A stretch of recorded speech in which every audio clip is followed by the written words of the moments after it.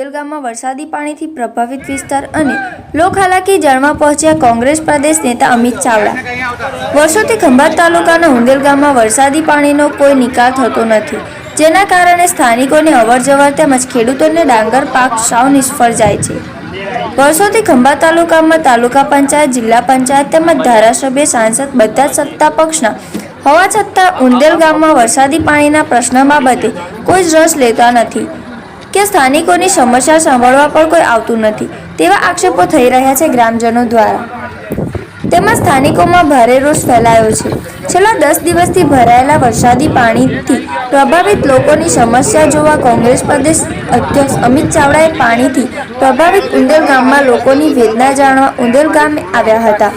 વરસાદી પાણીથી પ્રભાવિત લોકો માટે કેસ્ટોલ અને ડાંગર પાકને થયેલ નુકસાનના વળતર માટે તાત્કાલિક મદદ માટે સરકારમાં રજૂઆત કરવા સાથે ભાજપના નેતાઓ અને સરકારની કામગીરી સામે પ્રશ્નાર્થ ઊભા કરી આકરા પ્રહારો કર્યા હતા।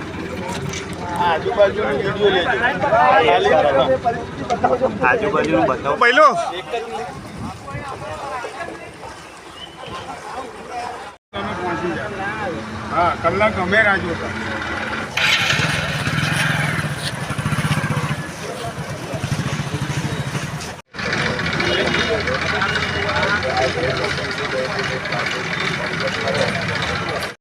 साहब ने कहीं आवता बाइक को लेवड़ा दो।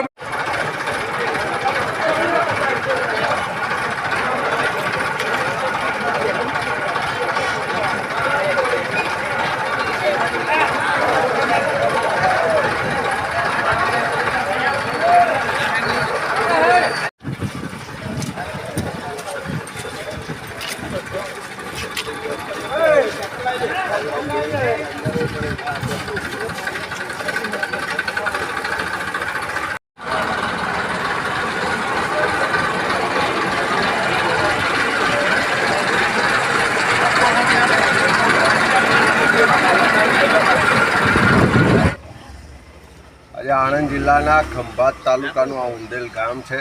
આપ સૌ જોઈ શકો છો કે 25-26 તારીખે ભારે વરસાદ થયો અને આજે 10 દિવસ કરતાં વધારે સમય થયો।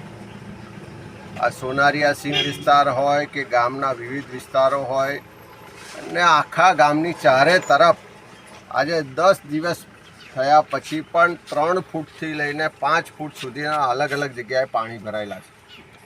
અનેક લોકોના ઘર પડી ગયા છે।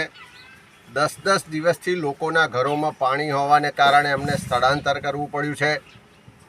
આટલા દિવસ થયા હોવા છતાં તંત્ર તરફથી આજ દિન સુધી એક પણ રૂપિયાની મદદ કોઈને કરવામાં નથી આવી। ગ્રામ પંચાયત દ્વારા પાણી બહાર કાઢવા માટે પંપ મૂકવામાં આવ્યા, નાની મોટી વ્યવસ્થાઓ કરવામાં આવી છે, પણ જે ડિઝાસ્ટર મેનેજમેન્ટ એક્ટ હેઠળ સરકાર તરફથી, તંત્ર તરફથી જે આગોતરું આયોજન થવું જોઈએ એ પણ ક્યાંય જોવા મળ્યું નથી। આ ગામના ખેડૂતોની હજારો વીઘા જમીન આ 10 દિવસથી પાણી ભરાવાને કારણે ડાંગર ને બીજા જે પણ ઊભા પાક હતા સંપૂર્ણ રીતે નાશ પામ્યા છે। ત્યારે સરકાર પાસે માગણી કરીએ છીએ કે તાત્કાલિક ઉંદેલ ગામમાં જે પણ લોકોએ સ્થળાંતર કર્યું છે એને કેસ્ટોલની મદદ મળે। જેના પણ ઘરમાં પાણી ઘૂસ્યા છે, ઘરવકરીને માલ મિલકતને નુકસાન થયું છે, એવા તમામ લોકોને ઘરવકરી માટેની સહાય તાત્કાલિક આપવામાં આવે।